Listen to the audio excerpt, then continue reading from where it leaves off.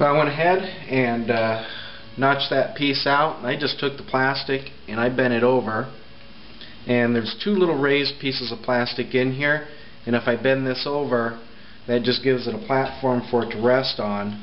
And what we're going to do is we're going to, I just double back tape it. I hear people who Velcro it in. I don't see any reason to use Velcro. Once it's in place and I have all the servo leads brought up to it, I don't see any reason to ever get in there and pull it out. If you wreck the plane, you need to get it out. You're going to be ripping it out anyway. So, you know, double back tape works perfectly for me. So I'm going to go ahead and double back tape that into place. And then we're also going to mount the electronic speed control. And I find in the other planes that I've done, I actually mount it inside the battery box, right underneath the receiver, and bring the leads out. And I've had great success with this, and that puts the weight of both the receiver and the speed control as close to center of gravity as possible. And I just mount it in there like that. These leads will run up to the motor. This lead runs back to the battery, and this will hang out of the bottom of the battery box, and this is how you turn the electronic speed control on and off. And then this will literally just come right around and plug right into the top of the receiver. So let me go ahead and mount these and show you what it looks like. Okay, I went ahead and took a couple seconds here to mount the receiver and the electronic speed control. This is the top of the battery box where the original receiver sat, and I went ahead and cut out the cage area for the LiPo battery. I'm using an AR6200 for the DX6i Spectrum series, and I went ahead and double back taped that to the top of the battery box. Inside the battery box, I mounted the electrified 25 amp speed control, and the leads are hanging out. This will go back, this will actually go forward to the firewall, and this is what connects the motor.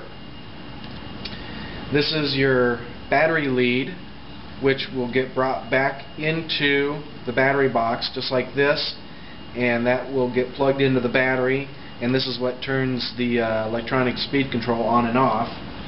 And your battery fits right down inside of there, like so. Your battery lid will close, and the way you plug your battery in is just like this. And usually there's enough room in here that your cables will fit right down inside there. When you close your lid, everything will fit down in there. So we're going to go ahead now and we're going to mount this into the plane, and I'm going to make the connections to my motor and shrink tube the connections, and then we're also going to have to mount the servos for the tail assembly. But that's it for the battery box. It's ready to go in the plane. We went ahead and mounted our battery box into the plane and mounted the covering on the back. And remember in the earlier videos when we were covering the fuselage, I told you not to cut this out. Well, now that we got everything in place, take your X-Acto knife, and this is when we cut it out. And if you can't find the center, simply just do an X through it, and then you can go back and cut the excess out, and this makes it nice clean cut for the film. And as you can see, we've started cutting this out, and I'll go ahead and finish this up. We'll go ahead and mount the lid for the battery box. I'll go ahead and test fit the battery to make sure that all fits, and then it's time to connect our wires from the motor to the electronic speed control and put the shrink tube on that. Well, I went ahead and finished installing all the electronics. We have the battery box in. I mounted and glued the servos in. I'm using the Hextronics 900s. They're 9 gram or 9 ounce servos. I went ahead and put the push rods back in for the tail assembly and ran them out, and then I took a little piece of film, put it around the opening to make it look nice and finished, and I mounted the second receiver antenna on the side of the fuselage, and you can see it right here, and that's just double back taped. We got all our leads in and plugged in. These are extensions for the servos in the wing for the ailerons, and got the ink shrink tube for the motor done, and I taped that to the side to get it out of the way because our battery will come right up through here. The motor's mounted, and this fuselage is ready for the next step, which is we're going to mount the landing gear. I'll show you how to strengthen the landing gear and still keep it stock, and then we're going to assemble the tail fins. And while I was at it, if you buy a new tail assembly, you'll notice that this plastic piece is loose in there, and all you do is just epoxy that in there. I went ahead and added a bigger wheel.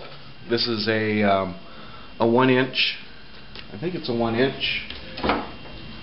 Yeah, it's a 1 inch foamy wheel. It comes in a package of 2, and you also have to mount the control horns for the tail assembly. And when you mount the control horns, make sure you have them on the right side and that the horn is facing in towards the fuselage, both on the vertical and the horizontal stabilizer. And that's just a matter, I just dabbed a little bit of epoxy on each side, pushed them together, and they're done. And the only reason why I use epoxy, it just makes it permanent. If you were to ever break one of these or ruin the wing, you're going to have to buy a whole new assembly anyway. So, and I've never broken one of these. So that's done. One thing we are going to do is we're going to paint the tail, the vertical stabilizer, and we're also going to paint the cowl. And the cowl we'll need to prep before we paint, and that's just a matter of